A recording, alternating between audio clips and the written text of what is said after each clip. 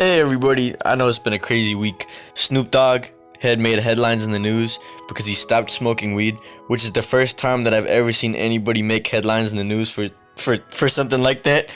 Andre 3000 was absolutely ripping the flute on his brand new album. Congratulations to him. And the reason you guys are all here, Drake dropped Scary Hours 3, which is the deluxe to For All the Dogs in this case, or kind of its own EP in a way. He had a bunch of new songs on here, and he threatened Kanye West in here. He got another song with J. Cole, as well as he talked about quitting music for quite some time now. So with that being said though, we have a lot to unpack. So if you don't ever want to see this channel again, then don't subscribe. But if you enjoy this style of editing and stuff like this, music related content, then we're a great source for news and all that. So before everybody else subscribes, you don't want to be late, you know what I'm saying? Don't bandwagon, be here early. And consider subscribing. With that being said though, get your cranberry juice, get your Cheerios, and let's get into it.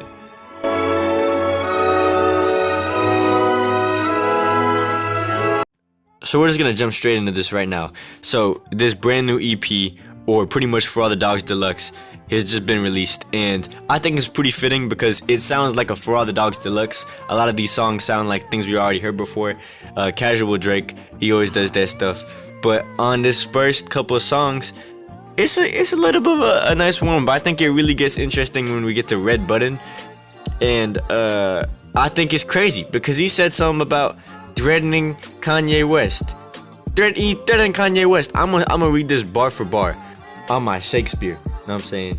He said, and I quote, "Every time that Yeezy called a truce, he had my head inflated. Thinking we gonna finally piece it up and get to levitating. Realized that everything premeditated. Everyone was good with me, then everyone expression faded.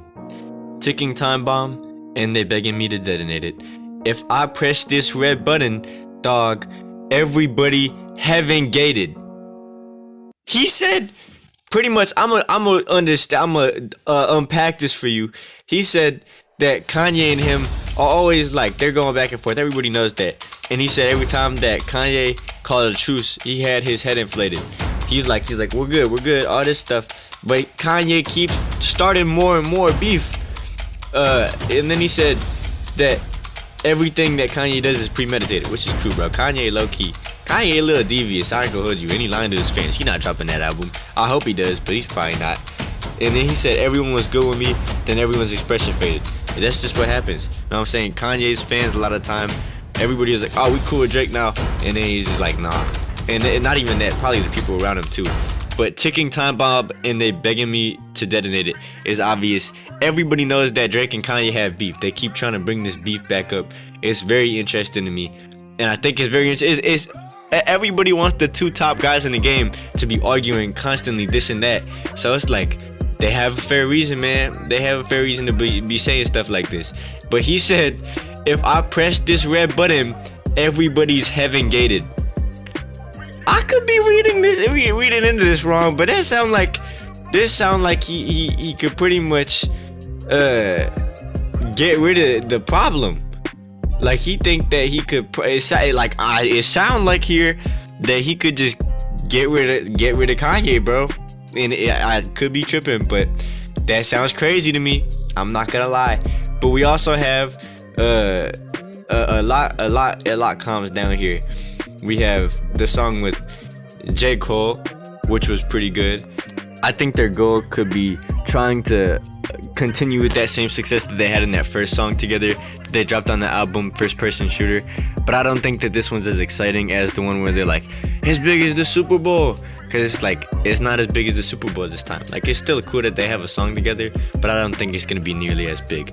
And then the last thing that I'm going to address on here is Stories About My Brother, which is the song that he made.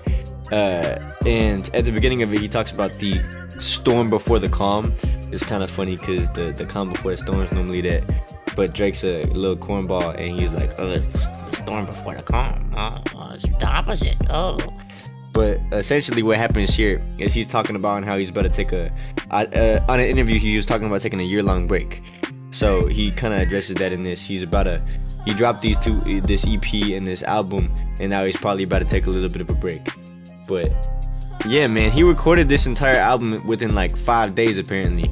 So with that being said though, let me know how you guys feel about this EP. Do you think it's good? I think it's pretty good. I think the EP or the additions to this is like a 7 out of 10. It could be a little bit forgettable, but I liked it. Let me know how you guys feel in the comments below for a chance to get pinned. I love seeing all you guys' opinions on stuff, I'm not gonna lie to you. And if you enjoyed this video, you were captivated by it, consider subscribing because I upload videos just like this 2 times a week. With that all being said though, I love you all very much. I'm Conflicted and I'm out. Peace.